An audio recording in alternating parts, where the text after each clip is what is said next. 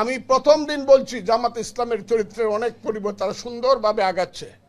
কারণ জামাত ইসলামের আমিরে আমি চিনি, যত দেখে না করে পাকনা দাড়ি টাড়ি, ওনাকে আমি সালাম দিই, কিন্তু বয়সে আমার 5 বছরের ছোট উনি। আমি ওনাকে দেখছি উনি জাসদ ছাত্রলীগ করে না, আমি মিথ্যা কথা বললে আপনারা জানিয়ে দেখেন, উনি জাসদ ছাত্রলীগ করতো, মান্নাদের কর্মী ছিল, মাহমুদুর রহমান মান্নাদ।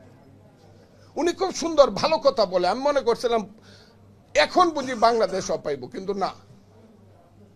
তারা পরে দেখা গেল ফ্র্যাঙ্কেস্টাইনের ভূমিকা অবতীর্ণ হয়েছে, যে আশ্রয় দিছে তারা খাইতে চায়।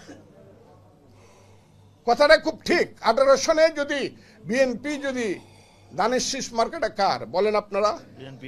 বিএনপি তাদের পাল্লা মার্কা ছিল? বিএনপির মার্কা দিয়ে তারা ইলেকশন করছে, বিএনপির আস্তিনের নিচে তারা আশ্রয় নিয়ে পলিটিক্সটা করছে 18 বছর 20 বছর।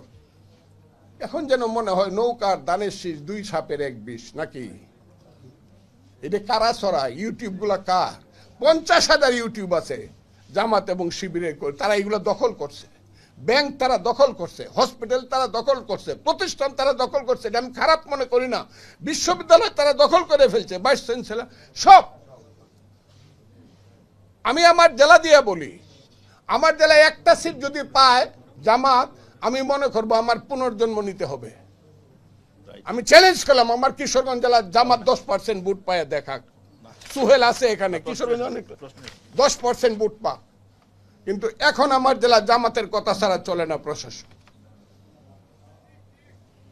এগুলো আমরা অপমান বোধ করি না? যারা তারা আশ্রয় দিল বাঁচাইলো তাদেরকে এখন খাইতে চান। এখন আবার মনে করেন বিএনপি দরকার নাই, আমরা ইলেকশন করে আমরা পাস করে ফেলবো। বিএনপি কে ভুলে গেছেন যে বিএনপি আপনাকে সমস্ত জায়গাতে আশ্রয় দিছে। দেশনেত্রী বেগম খালেদা জিয়ার 2টা স্টেটমেন্ট যদি মনে না রাখেন, 8 সনের পরে ভুল করবেন।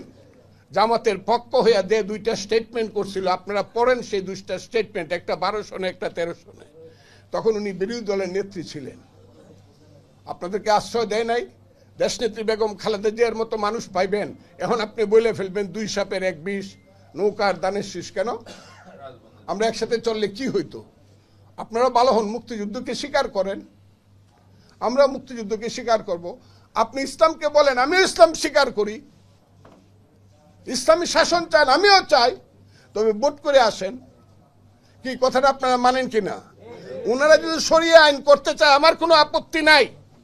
ওই যে মামুনুল হক সাহেবরা বড় বড় খুব কঠিন বক্তৃতা করে, অনেক কঠিন, এগুলো ভালো লাগে না। এই দেশে এটা মুক্তিযুদ্ধের দেশ, করুক। তারা যদি ইসলাম কায়েম করতে চায় কিভাবে করবে? লাঠি দিয়া নাকি ভোট দিয়া? বলেন আপনারা। তাহলে তারা যদি ভোট পায় আমরা তাদেরকে সেলিউট দিব, আপনারা ইসলাম কায়েম করেন, কিন্তু ভোটটা ঠিকভাবে করেন। অনার্থক দেশে গন্ডগোল। আমাদের নেত্রী বলছে, আমাদের নেতা বলছে পরশুদিন জনাব তারেক রহমান, সবকিছুর সমাধান ওই যে সংস্কারের সমাধান ও ভোট, তাড়াতাড়ি ভোট দেন। বলছে কি না কথাটা? ভোট দেন, আগে নির্দিষ্ট হোক, নির্ধারিত হোক এই দেশে কে মেজরিটি। আপনারা আবার অকরেন না, বঙ্গবন্ধুর কথা বললেই কোন ফজলুর রহমান আওয়ামী লীগ করে। আরে আওয়ামী লীগ করবো, আমি তখন 18 বছর যাবৎ বিএনপি করি।